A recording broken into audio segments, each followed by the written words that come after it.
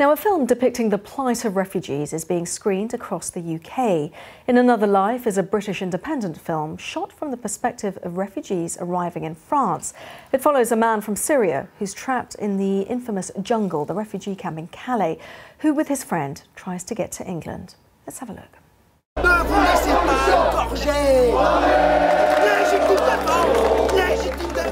Say this city has 10 million souls. Some are living in mansions, some are living in holes. Yet there is no place for us, my dear. Yet there is no place for us.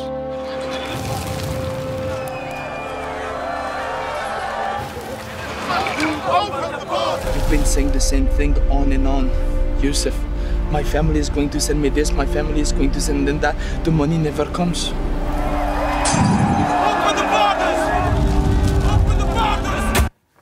So that was a little section from In Another Life, and we're joined by some of the actors that you saw in that trailer, Yousef Jubeh and Wittek. Thank you very much for joining us here on Newsday. This is a film that talks about the plight of refugees from the perspective, from the first-hand perspective of refugees. Yousef, your character, also called Yousef, you're best friends with another character, and we know so much about you as a character through this film. It really humanises the story of all of those people who are in such dire conditions. Right, yeah, I mean, initially when we first went out there, in order for us to understand their stories, we ended up hanging out with them essentially for 5 days before we started shooting. And to me, what was most important is to know who they are as people rather than refugees, to help me understand who they are. And one thing that really struck me the most is how normal they are, how, you know, they're just like me and you, but they happen to be in this situation. So it's interesting to stress that the way it was filmed, you actually went into the jungle and you were filming there. Right, yeah, so we did it in 3 stages. The first 2 weeks, well, the first stage, we went out there for 2 weeks. We filmed in Calais, came back after 6 months, shot in Warrington up north, where we reconstructed the jungle.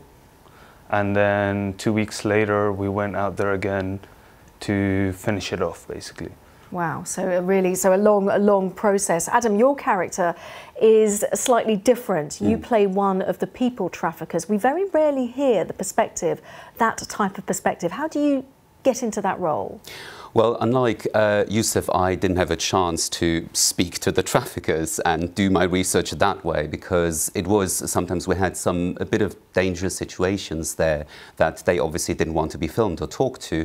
So I then just did a lot of online research and basically just try to find a way of what do they actually want. It's basically for them a business. It's a business with human lives, and so very much you then try to make that your focus, because you don't really care about the lives that are behind the refugees that are staying there.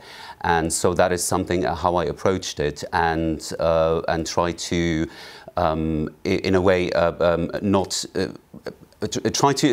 try in a way to not make it very villainous as well, but to get across that they very much want to exploit them as much as they can. It's a business, and that really came across in the film. But in terms of the actors, because of course you are professional actors, you had refugees playing characters there. Tell me a little bit about one of the characters, Mima. So Mima is from Eritrea. He migrated all the way and was stuck in Calais for almost a year. He was the first person we actually met in the jungle. We ended up filming with him in the first part, not expecting him to be in the rest of the film.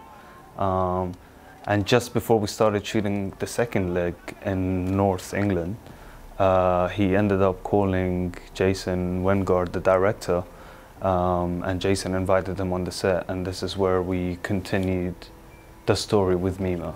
And it's very much his story, because it wasn't.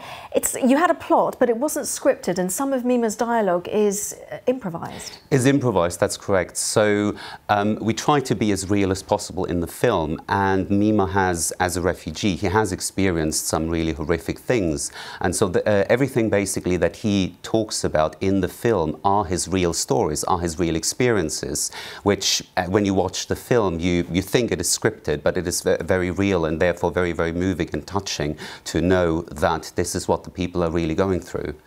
You've had a lot of success in the film festivals, you've had rave reviews. What do you hope that this film will achieve? I think ultimately it's just to shed a light on who these people are.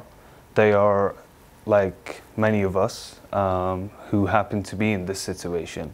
You know, it could happen to anyone, and it's just, you know, just to remind people that it is a problem that is happening, and it will happen again in the future. But we also need to remember that they are the same as us.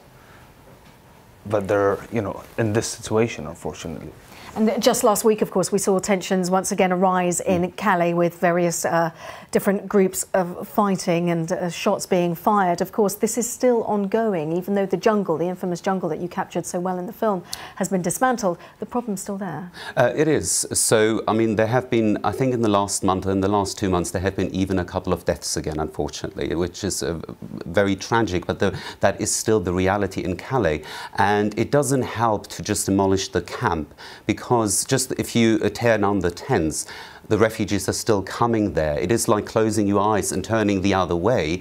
It doesn't solve the problem. It's just bypasses it, or you avoid it, rather than actually tackling and solving it. And that is, I think, what the film tries to shed a light on, that we need to solve it and approach it rather than turning the other way. Absolutely. Well, we could discuss this for much longer, but Adam, Wittek, Yousef Jubeh, thank you so much in Another Life screening in the UK, and thank you very much for watching Newsday. Bye-bye.